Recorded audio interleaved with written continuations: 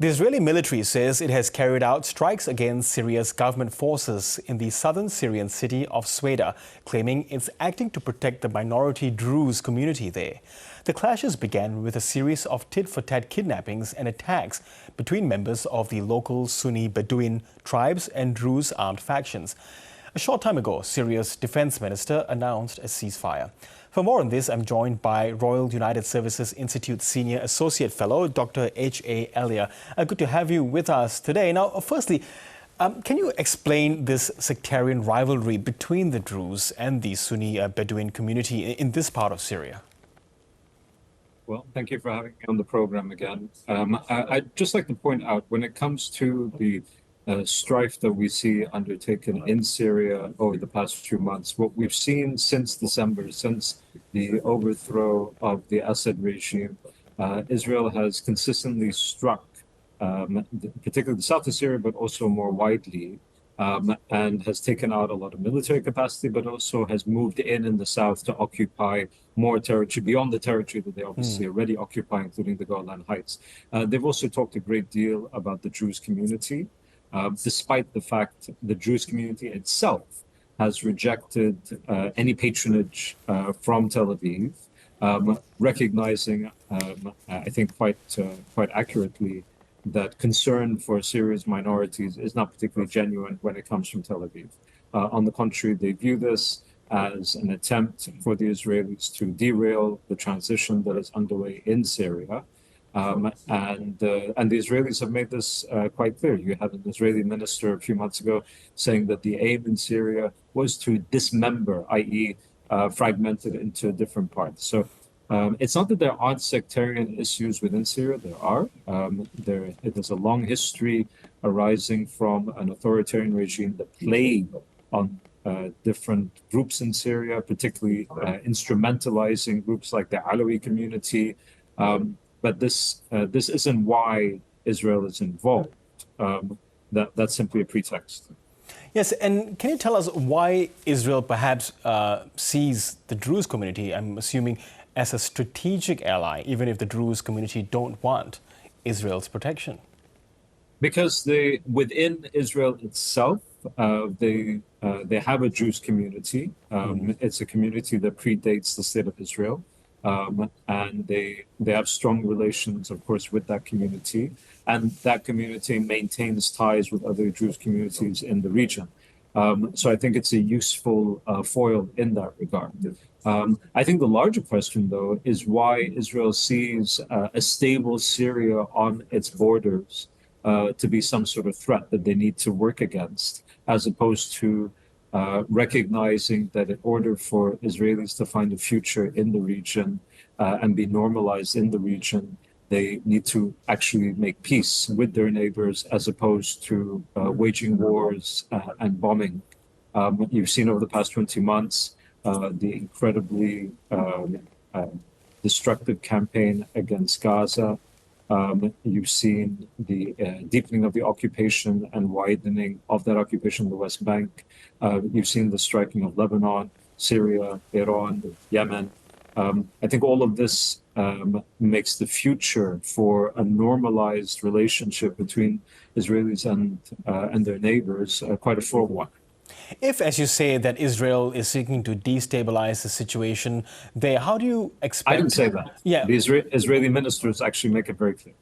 So how, in that case, how do you expect the current interim leader, Ahmed al-Sharaa, to respond? So I think that the interim negotiations that are taking place right now are aimed at not a normalization agreement. I don't think there's any possibility of a normalization agreement between Tel Aviv and Damascus. What there is a strong possibility of is a return to the 1974 quote-unquote disengagement plan, where the Syrians and the Israelis come to a modus vivendi with regards to the Golan Heights and the wider area around the Golan. So what Damascus is seeking to do is return to that situation that existed from 1974 onwards, even under the Assad regime. And I think that DC is looking forward to trying to push for precisely that kind of resolution, because I think everybody who's at least serious knows that the idea of normalization political normalization between Damascus and Tel Aviv is a pipe dream. Israel occupies the Golan Heights. Israel is at the International Court of Justice on genocide charges in Gaza. I don't think that you will be able to see, at least in the near term, a situation where Damascus would ever contemplate normalization with Tel Aviv, but they would, and I think are hoping to return to a 1974 agreement arrangement. And I think DC will push for that. Yes. And can I get your assessment of Ahmed al-Sharah's leadership so far? He has said he wants to unite all the different minority and the majority groups, ethnic groups of Syria. How has he been doing in the past few months? So it's still early days. I think that the signals have been good. I think that the statements around pluralistic government, trying to rebuild a state in Syria, pushing out Iran, maintaining a situation where Syria is not in conflict with its neighbors, trying to provide for reconstruction, reintegration of Syria into the region, but also internationally. All of these are good signs. All of these are good signals. But I think there are three particularly important files that he needs to deal with. One, of course, is the Israeli file, which we already mentioned. The second relates to the Kurdish question in the northeast. And so far, although I think Damascus has sent really good signals, I'm not sure that they have entirely cooperative partners on the other side in that regard, for very understandable historical reasons I might have. The final is about maintaining a monopoly over violence or the ability to conduct violence within Syria, while at the same time ensuring transitional justice and accountability so that that monopoly of violence does not degrade into vigilantism. Yes. And I think that's a really difficult one because there are a lot of problems seething under the surface from Syrians who feel that the Assad regime and those that were connected to it have not been properly dealt with, have not been held accountable.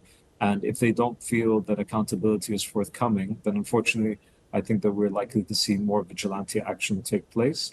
And that's a problem for Sharah. And I don't think that's what he wants anyway. I don't think that he's turning a blind eye to these things as much as I'm not sure that he has the capacity to do more than what he's doing so far. Yes. And how are Syria's neighbors beyond Israel? Do you see them assisting Ahmed al-Sharah to achieve his aims and I suppose, at least reduce the level of violence that you've just described domestically at best? The Turks, I think, are very much on side. The Jordanians, I think, have signed up to the reality that Sharah is staying and that the transition is taking place. Again, I have to say, and I don't mean to keep on banging about this, but you did say neighbors. The Israelis are incredibly destabilizing and have made it clear that they intend to be destabilizing. When you look at other neighbors further afield, of course, when you look at Saudi, when you look at most of the Gulf, including the Emiratis, who one might have suspected would be very skeptical, and I think they might have started that way.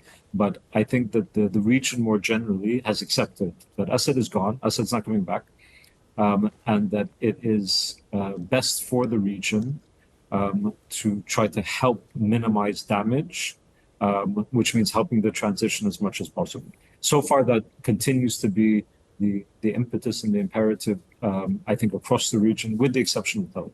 Yes. And if Israel continues perhaps attacking targets in Syria, do you expect that, if it continues further, to draw in the US one way or the other? No, I don't think that the Americans are interested in getting involved in that way. But I do think that they will push the Israelis to move forward with a return to 1974. Syria isn't a file that I think the Trump administration is wedded to Israel's view of, which is why they lifted sanctions, despite the fact the Israelis didn't want them to lift sanctions. So in that regard, I think that we can be fairly optimistic. Okay, HA Hellyer, always appreciate your insights and analysis. Thank you so much. Thank you.